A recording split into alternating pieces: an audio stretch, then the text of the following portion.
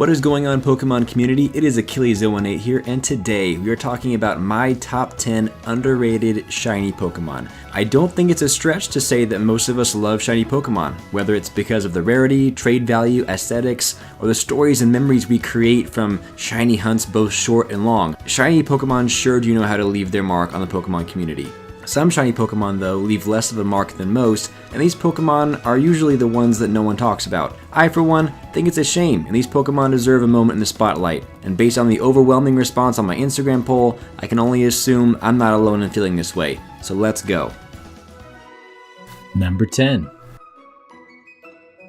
Carbink. Why don't more people talk about this shiny? It has everything that most people love about shinies that propel shiny Pokemon like Charizard and Rayquaza to the top of the list of best ever. It's black, its amazing highlighted color radiates and jumps out at you and makes you want to hunt hours for it just so you can show it off to your friends. Why this Pokemon doesn't make more top 10 or top 25 lists of best shinies ever, I don't understand. Carbink shiny isn't hard to love, so that earns Carbink number 10 on our list. Number 9. Articuno. I realize this may be an unpopular opinion, but hey, this is an underrated list, right? Say what you will about Pokemon that barely changed their color scheme, but I am a sucker for color palettes that complement a Pokemon's typing, and Articuno here nails it. Its natural blue and deep blue crest shifts to a pale blue that would absolutely blend in with the snowy conditions this Pokemon creates by flapping its wings. Shiny Articuno comes in at number 9. Number 8. Toxicroak. One of my favorite poison types is also one of the least talked about shinies. This dangerous poison and fighting type may take some of its design inspiration from the famous poison dart frogs, the common name of a species of frog hailing from the tropics of Central and South America.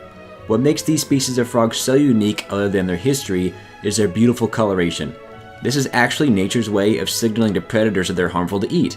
With that said, I find the more vibrant, shiny coloration of Toxicroak better captures the bright, vivid, and harmful reality of the poison dart frog it's based on. Shiny Toxicroak is my number 8. Number 7. Darmanitan. Did you forget this was a Pokemon? Shiny Darmanitan is similar to Toxicroak in that I think its shiny palette corrects a cosmetic issue, but Darmanitan's correction is more personal to me than scientific the way Toxicroak's was. In my opinion, the flames above Darmanitan's eyes are somewhat lost against its red, furry body. There are so many warm colors happening here that they all sort of run together, which is why I think this Pokemon gets forgotten about at times. That and the fact that it's from Gen 5, the black sheep of the Pokemon main series generations. What I enjoy about Darmanitan's shiny form is that the flames more or less stay within a few shades of the original, while the fur crosses the color spectrum by adding a purple fur coat that makes the flames stand out and really give this Pokemon a great color palette all around. Shiny Darmanitan, you come in at number 7. Number 6. Piloswine. It's the golden goose that's actually a furry ice pig. In a generation that's crowded with loud, shiny variants of neon green and hot pink, Piloswine keeps it classic with a bright yellow that is balanced by its nose and tusk color palette remaining unchanged. Sometimes less is more, and though its fur covers most of its body, I like that Game Freak kept it simple with this one. I imagine this Pokemon would look pretty majestic if it were seen in the middle of a herd of other brown Piloswine on the snowy cliffs of a tall mountaintop. Piloswine, you kept it simple, and you're in at number 6. Number 5. Ludicolo. Another great example of a Pokemon's shiny coloration highlighting their typing.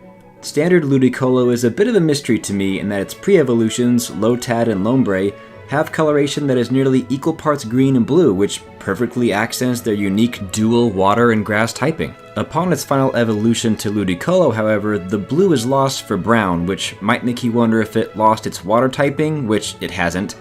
My money is on the blue and green, happy dancing, sombrero wearing, shiny Ludicolo, coming in at the number 5 spot. Number 4. Golurk. I think it's pretty fitting that Generation 5 has the most underrated shinies on my list because Generation 5, in my opinion, is also the most underrated generation. But that's a video for another day. Golurk here is a really well designed golem Pokemon with a unique ghost and ground typing. According to Golurk's Pokemon White Pokedex entry, it is said that Golurk were ordered to protect people and Pokemon by the ancient people who made them. I really enjoy Golurk's shiny palette simply for the fact that I think the combination of light and dark gray throughout its color scheme makes Golurk appear more ancient than its blue and green combination, which I think makes it look a little bit more blue steel possessed robot rather than golem made from ancient stone. For a shiny that's a little bit more lore friendly, Golurk comes in at number 4. Number 3. Sidra. All of the Pokemon from this evolution line deserve high praise, but Sidra nails it for me. Shiny Horsea is very innocent and a warm sea green. Kingdra becomes purple, which is typically a color associated with royalty.